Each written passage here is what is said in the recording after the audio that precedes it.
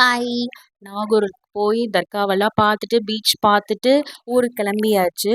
வேளாங்கண்ணி தான் போலாம் அப்படின்னு பார்த்தோம். அதுக்கு டைம் இல்ல. ஆனா இருந்துட்டு போலாம். ஆனா இவங்களுக்கும் ரொம்ப டயர்டா இருக்கு அப்படின்னு சொல்லிட்டாங்களா, எங்களாலயும் சுத்தமா முடியல. ரொம்ப வெயில் இல்லாம இருந்தா கூட எப்படி நம்ம சமாளிச்சிடலாம். ஆனா எல்லா பக்கமும் வெயிலா இருக்கனால நம்மளால எதுவுமே பண்ண முடியல. அதனால சரி கிளம்பிடலாம் அப்படின்னு பார்த்தோம். ஆனா ஈவினிங் 5 மணிக்கு ட்ரெயினுன்னாங்க. செவ்வாய்க்கிழமை காலையிலேயே போயிட்டு அன்னைக்கு சாயங்காலமே வந்திருக்கலாம். ஆனா பாப்பாவை நைட் தங்க வைக்கணும் அப்படின்றனால புதன்கிழமை காலையில கிளம்பலான்னு பார்த்தா காலையில ட்ரெயின் இல்ல. ஆனா 5 மணிக்கு தான் ட்ரெயின். 5 மணி வரைக்கும் நம்ம இருந்து என்ன பண்ண போறோம் அப்படின்னு சொல்லிட்டு கிளம்பிட்டோம். நாகூர்லேருந்து நமக்கு வந்து குளித்தலைக்கு ட்ரெயின் இல்ல.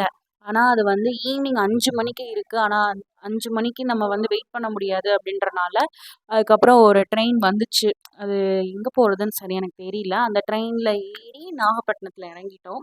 அப்புறம் நாகப்பட்டினத்தில இருந்து அதுக்கப்புறம் திருச்சிக்கு வந்துச்சு ட்ரெயின். நாகப்பட்டினத்துலேருந்து திருச்சி கிளம்பி திருச்சிக்கு வந்து இறங்கிட்டோம். திருச்சிக்கு வந்து இறங்குனதுக்கப்புறம் தான் அப்பாடின்னு இருந்தது. ஆனா அங்கேயுமே வெயில் தான். நம்ம ஊர்ல மட்டும் வெயில் இல்லாம இருக்குமா? என்னதான் எவ்வளோதான் ஊருக்கு போனாலும், சொர்க்கமே என்றாலும் நம்ம ஊர் போல வருமா? அப்படின்ற மாதிரி தான் இருந்தது.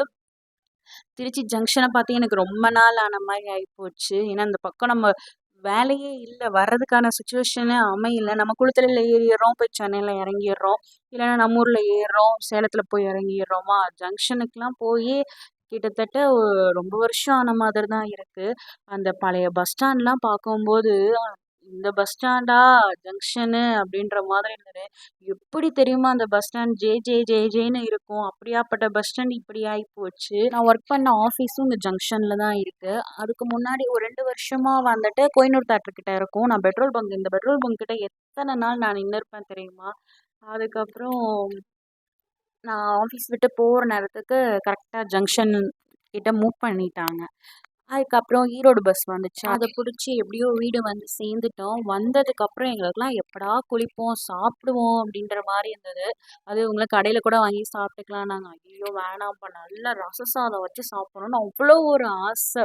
அதுவும் வீட்டுக்கு நுழையிலயே அங்கேயும் வெயிலு. நம்ம ஊர்ல மட்டும் என்ன வெயில் கம்மியா? அப்படின்ற மாரி இருந்துச்சு.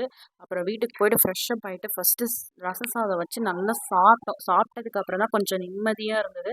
அப்புறம் கொஞ்சம் தூங்கி ரெஸ்ட் எடுத்துட்டு இருந்தோம் பாருங்க. திடீர்னு ஒரு 4, 4:30 இருக்கும். லைட்டா மழை தூற ஆரம்பிச்சுச்சு. அப்பா இவ்ளோ வெயிலுக்கும் காரணம் மழை வரதுக்கான அறிகுறி தான் போல அப்படின்ற மாரி இருந்தது. அதுக்கப்புறம் இவங்க கூட சொல்லிட்டே இருந்தாங்க. நான் ஊருக்கு போகும்போது ஒரு ஒரு டைம் போகும்போது மழை பெய்யுது. இந்த டைமும் மழை பெய்யும் பாரு அப்படின்னாங்க. அதுக்கெல்லாம் வாய்ப்பில்ல ராஜா அப்படின்னு சொல்லிட்டு இருந்தேன். ஆனா அவங்க சொன்ன மாதிரியே ஒரு நல்ல மழை விடிய விடிய மழை எப்ப நின்னுச்சுன்னே தெரியல. அவ்ளோ மழை. உங்க ஏரியாலலாம் மழை பெஞ்சுதான்னு சொல்லி கமெண்ட் பண்ணுங்க. பாய்.